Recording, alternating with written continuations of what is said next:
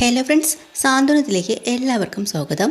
അങ്ങനെ ആര്യനും ആകാശും കൂടെ ഹോസ്പിറ്റലിൽ വന്നപ്പോൾ തന്നെ ആ ഒരു ഞെട്ടിക്കുന്ന വാർത്ത അറിയുമ്പോൾ അവർക്ക് ഭയങ്കര സങ്കടമാവണം കേട്ടോ. അപ്പോൾ ആകാശ് ചെറുതായിട്ട് മീനാക്ഷിയെ വഴക്ക് പറയുന്നുണ്ട്. കാരണം നിങ്ങളെല്ലാവരും അവിടെ ഉണ്ടായിരുന്നിട്ടും ഇങ്ങനെയൊക്കെ ഏട്ടത്തിക്ക് സംഭവിച്ചില്ലേ. പക്ഷേ മീനാക്ഷി പറഞ്ഞെന്താണെന്ന് വെച്ചാൽ ബാത്റൂമിൽ നിന്ന് ഇറങ്ങിയപ്പോൾ തന്നെ അവിടെ വെള്ളം കിടപ്പുണ്ടായിരുന്നു, മാറ്റിൽ ചെറുക്കി വീണതാണെന്ന്. എന്നാലും അങ്ങനെ സൂക്ഷിക്കാതെയും ശ്രദ്ധിക്കാതെ നടക്കുന്ന ഒരാളല്ല ഏട്ടത്തി എന്നുള്ളത് ആകാശം അങ്ങോട്ട് തുറന്ന് പറയാട്ടോ. എന്നാലും അവർക്കത് വിശ്വസിപ്പിക്കുന്ന രീതിയിലെല്ലാം മീനാക്ഷി പറയുന്നതുകൊണ്ട് നിൽക്കുന്ന സമയത്ത് ഡോക്ടർ വരികയാണ്. ഡോക്ടർ വന്നിട്ട് കാര്യങ്ങൾ ചോദിക്കുന്ന സമയത്ത് ഡോക്ടർ പറയേണ്ടത്, നിങ്ങൾ ഇവിടെ ദേവിയുടെ ബന്ധുക്കളല്ലേ, നിങ്ങളോട് എനിക്ക് പ്രധാനപ്പെട്ടൊരു കാര്യം പറയാനുണ്ട്. കാരണം കുഞ്ഞ് നഷ്ടപ്പെട്ടതിൻ്റെ ആ ഷോക്കിൽ നിന്നും ദേവി ഇതുവരെയായിട്ടും നോർമൽ സ്റ്റേജിലേക്ക് എത്തിയിട്ടില്ല. പുള്ളിക്കാരി നന്നായിട്ട് വിഷമത്തിലാണ്. അതുകൊണ്ട് തന്നെ ഈ ഇതിൽ ഒരു ട്രോമ തന്നെ വരാനുള്ള ചാൻസ് ഉണ്ട്. നിങ്ങൾ വീട്ടുകാരെല്ലാവരും കൂടെ ചേർന്നിട്ട് വേണം ആ കുട്ടിയെ പഴയ നിലയിലേക്ക് കൊണ്ടുവരാൻ. നമ്മുടെ വീട്ടുകാരുടെ സപ്പോർട്ട് ഉണ്ടെങ്കിൽ ഉറപ്പായിട്ടും തിരിച്ചു വരും.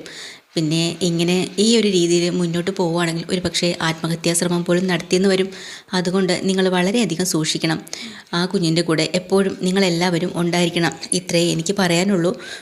പിന്നെ എന്തായാലും ബാക്കി കാര്യങ്ങളൊക്കെ നിങ്ങൾ തന്നെ ആലോചിച്ച് തീരുമാനം എടുക്കണം എന്നൊക്കെ പറഞ്ഞ് ഡോക്ടർ പോവാണ് കേട്ടോ. ഇതും കൂടെ കേൾക്കുമ്പോൾ ഇവർക്ക് ഭയങ്കരമായിട്ട് സങ്കടമാവുന്നുണ്ട് ദേവിയുടെ ഈ ഒരു അവസ്ഥ. അപ്പോൾ ആകാശം ആര്യനും കൂടെ പറയുന്നുണ്ട്, നമുക്ക് ഏട്ടത്തി ഒന്ന് കാണാമെന്ന്. അങ്ങനെ ഏട്ടത്തി കിടക്കുന്ന സ്ഥലത്തേക്ക് ഓടി വരുവാണ് കേട്ടോ. അവർ ഏട്ടത്തിന്ന് വിളിച്ചും കൊണ്ട് അവരെയും കൂടെ കാണുമ്പോൾ നമ്മുടെ ദേവിയുടെ കൺട്രോൾ പോയി. വീണ്ടും പൊട്ടിക്കരയാൻ തുടങ്ങി. കുഞ്ഞു പോയി ആര്യ, എനിക്കിത് പറ്റണില്ല, എനിക്ക് സഹിക്കാൻ പറ്റണില്ല എന്നൊക്കെ പറഞ്ഞ് ദേവി കരയുമ്പോൾ ആര്യം പറഞ്ഞുകൊണ്ട്, സാരമില്ല ഏട്ടത്തി, സമാധാനപ്പെട്, വിഷമിക്കാതെ, ഒക്കെ ശരിയാവും. അന്നേരം തലയിലും കയ്യിലും ഒക്കെ ആര്യം പോയി തടവാണ് കേട്ടോ. അപ്പോൾ തന്നെ ആകാശ് പറയുന്നുണ്ട്, ഏട്ടത്തി അങ്ങനെയൊന്നും വീഴാനുള്ള ചാൻസ് ഒന്നും ഉണ്ടാവില്ല.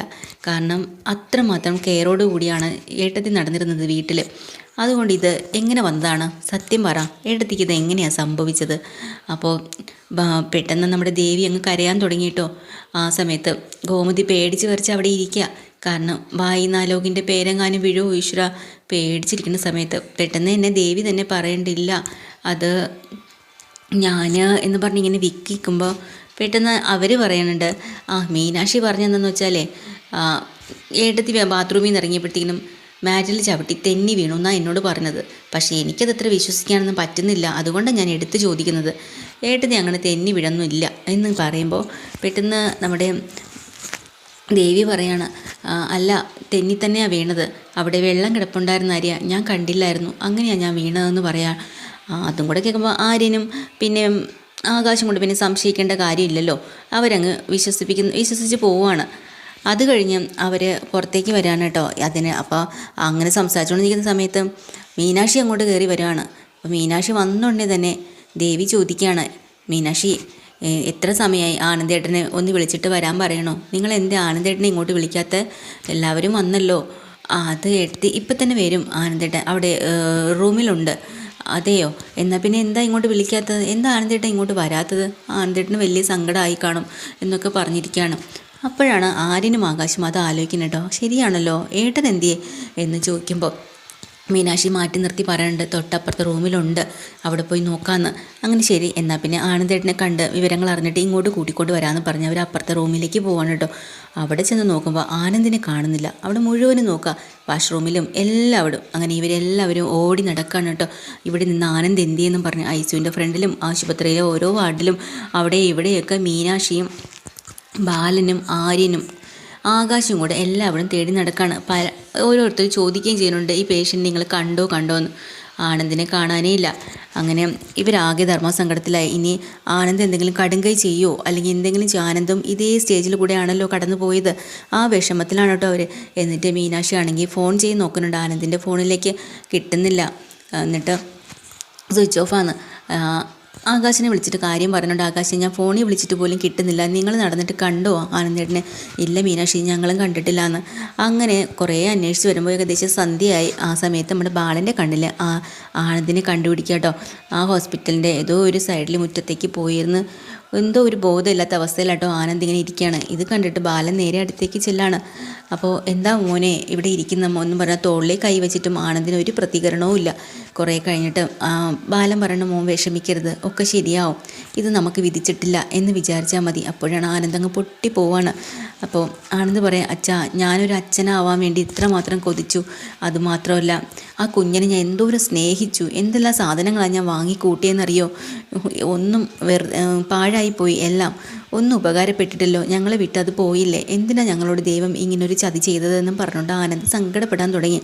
അപ്പോൾ ബാലൻ പറഞ്ഞിട്ടുണ്ട്, മോനെ നീ ഇങ്ങനെ വിഷമിക്കരുത്, നീ നിൻ്റെ കുഞ്ഞിനെ ഓർത്ത് നീ ഇത്രയും സങ്കടപ്പെടുന്നില്ലേ, അപ്പോൾ ഞാനൊരു അച്ഛനല്ലേ മോനെ, എൻ്റെ മക്കളെ ഓർത്തും നിന്നെ ഓർത്തും ഇപ്പം ഞാൻ എന്തോരം വിഷമിക്കുന്ന നീ ഓർത്ത് നോക്ക്. അപ്പോഴാണ് ആനന്ദ് പറയാം, അതെ അച്ഛാ എനിക്കറിയാം, അച്ഛൻ എന്നോടുള്ള സ്നേഹവും ഒക്കെ എനിക്കറിയാം, അച്ഛൻ എൻ്റെ ജീവനാണ്. ഈ ഒരു സംഭവം അറിഞ്ഞപ്പോൾ എനിക്കിവിടുന്ന് എവിടെയെങ്കിലും പോയാൽ മതി, എന്തെങ്കിലും ചെയ്താൽ മതി, ഇനി ജീവിക്കണ്ടെന്ന് പോലും എനിക്ക് തോന്നിയിരുന്നു. പക്ഷേ അപ്പോഴൊക്കെ എൻ്റെ അച്ഛൻ്റെ മുഖവും പിന്നെ അമ്മയുടെ സങ്കടവും ഇതൊക്കെ മനസ്സിൽ വന്നുകൊണ്ടിരുന്നത് കൊണ്ടാണ് ഞാൻ അത് ചെയ്യാതെ ഇവിടെ ഇങ്ങോട്ട് മാറി വന്നിരുന്നത്. അത് അച്ഛനറിയോ, അച്ഛൻ്റെ സങ്കടം എനിക്ക് മനസ്സിലാവും, അതുകൊണ്ടാണ് എന്നൊക്കെ ഇങ്ങനെ പറയണം. പക്ഷേ ആനന്ദിൻ്റെ സങ്കടം ഒരു തരത്തിലും ബാലനെ പിടിച്ചു നിർത്താൻ കഴിയണില്ല കേട്ടോ. എന്നിട്ട് പറയണ, ദേവിയും ഇതുപോലെ സങ്കടാവസ്ഥയിലാണ്, നീ അവളെ സമാധാനിപ്പിക്കണമെന്നെല്ലാം പറയാണ്. പക്ഷേ ആനന്ദ് അതിനൊന്നും അങ്ങോട്ട് കൂട്ടാക്കണം ഒരു ഇതും ഇല്ല കേട്ടോ. അതൊക്കെ കഴിഞ്ഞിട്ട് കുറച്ചും കൂടെ കഴിഞ്ഞ് നമ്മുടെ ബാലൻ പറയണം, നീ വിഷമിക്കണ്ട, ഒക്കെ ശരിയാവും, നമ്മൾ കുറേ കാത്തിരുന്നതല്ലേ, നമ്മൾ ഇതിൽ വന്നു, ദൈവം നമുക്ക് തന്നില്ല, അതുകൊണ്ട് തന്നെ നീ ഇനി വിഷമിക്കരുത് എന്ന് പറയുമ്പോൾ ആനന്ദ് പൊട്ടി കരഞ്ഞു പോവാണ്. എന്നിട്ട് ചോദിക്കുന്നുണ്ട്, മോനെ നിനക്ക് സങ്കടപ്പെട്ട് നിനക്ക് ഒത്തിരി കരയണമെന്ന് നിനക്ക് തോന്നണില്ലേ, അങ്ങനെയാണെങ്കിൽ മനസ്സിൽ വെച്ചേക്കരുത്, നീ പൊട്ടി കരയണം, അങ്ങനെയാണ് വേണ്ടതെന്ന് പറയുമ്പോൾ തന്നെ ആനന്ദ് അങ്ങ് പൊട്ടി കരഞ്ഞു പോവുക കേട്ടോ. അച്ഛൻ്റെ നെഞ്ചിലേക്ക് ചാരി, നിനക്ക് ആവുവോളം നിൻ്റെ മനസ്സ് മുഴുവനും തണുക്കുന്നത് വരെ നീ കരയണം, കരഞ്ഞു തീർക്കണം അത് എന്ന് ബാലൻ വീണ്ടും വീണ്ടും പറയുമ്പോൾ ആനന്ദ് അച്ഛൻ്റെ മടിയിലേക്ക് ചാഞ്ഞു കിടന്ന് ഒരുപാട് കരയാണ് കേട്ടോ. അതുപോലെ തന്നെ ബാലനും സങ്കടം സഹിക്കാൻ വയ്യാണ്ട് ഒരുപാടങ്ങ് കരയാട്ടോ. ഇത്രയും മക്കളിൽ ഏറ്റവും കൂടുതൽ സ്നേഹമുള്ളത് ആനന്ദിനോടാണല്ലോ ബാലന്, കാരണം അച്ഛൻ്റെ അനുസരണയുള്ള മകനായിരുന്നില്ലേ. അവനിത് സംഭവിച്ചാൽ തന്നെ ബാലൻ ആകെ തകർന്നു പോയിട്ടുണ്ട് കേട്ടോ. ഇതൊക്കെയാണ് ഇന്നത്തെ എപ്പിസോഡിൽ. ഡീറ്റെയിൽഡ് എപ്പിസോഡ് മാറ്റി വീണ്ടും വരാൻ ചാനൽ ഇഷ്ടമായി ലൈക്ക് ചെയ്യുക, സബ്സ്ക്രൈബ് ചെയ്യുക. താങ്ക്